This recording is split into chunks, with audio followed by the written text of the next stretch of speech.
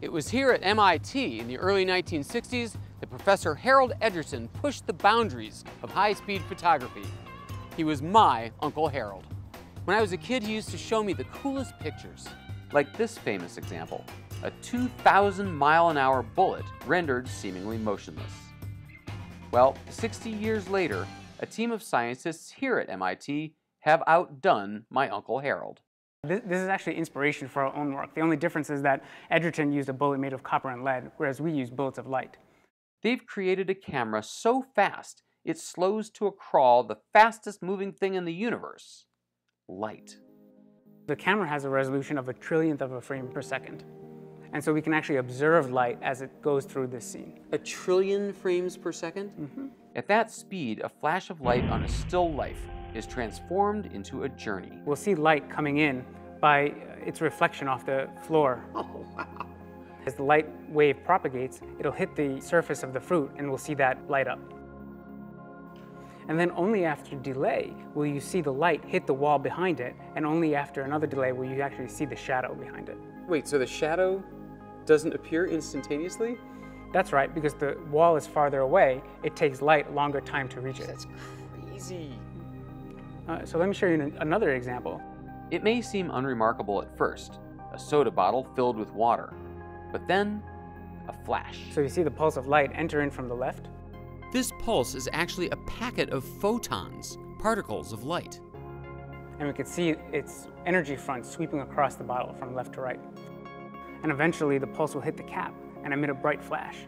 Just think how fast it was traveling.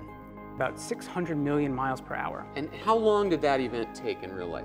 It took 1/1000th of a second for light to go from one end to the other. So an event that took a nanosecond, it has been stretched to about 20 seconds. 20 seconds. So that's a lot of stretching. This is super slow motion. Put another way, if you were to film that iconic apple with this camera and made a movie of the bullet entering the picture, going through the apple and out the other side, it would take about a year to watch this entire movie. This would take a year to watch? That's right, yes.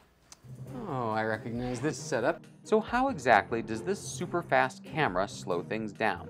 We shine laser light inside the bottle. You can actually see the beam. It looks like a continuous ray of light, but it's not. The laser light emits a train of pulses, very fast. The object is to capture just one of these pulses as it enters the bottle.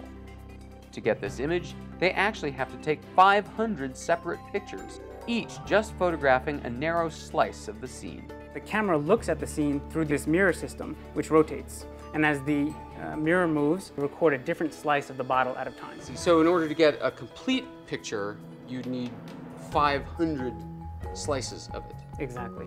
But how do you capture a single burst of light if you have to film it 500 times? So what we do is, we don't shine just one laser pulse. We rely on the fact that the laser is shooting out pulses periodically in time, over and over again. For each laser pulse, the camera records one line of the scene at a time. And the fact that each pulse looks the same as the last, that's why the finished movie looks like it's just one pulse. Yes, we stitch it all together.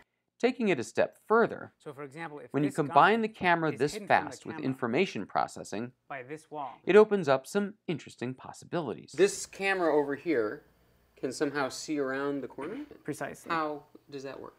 Well, what we do is we take our laser beam and we shine it onto another wall. That light bounces off the wall and scatters in all different directions. Some of that light hits the mannequin. Because the camera is so fast, it can record the difference in time it takes for this path or this path, each of the billions of paths of bounced light that reach it. So based on the fact that we know how fast light travels, we can build computer software to actually place all the light back where it came from on the object, digitally reconstructing it. After the reconstruction, it actually looks like an image of our object, like this. Oh. And with more processing, a 3D image. It's similar to sonar, where an image is reconstructed from reflected sound waves. It's similar, but in sonar, the object or the ground floor that you want to look at still has to be in the direct line of view of the camera. In this case, you no longer have that restriction.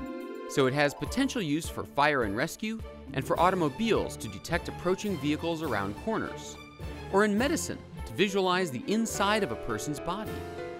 I think Uncle Harold would be proud.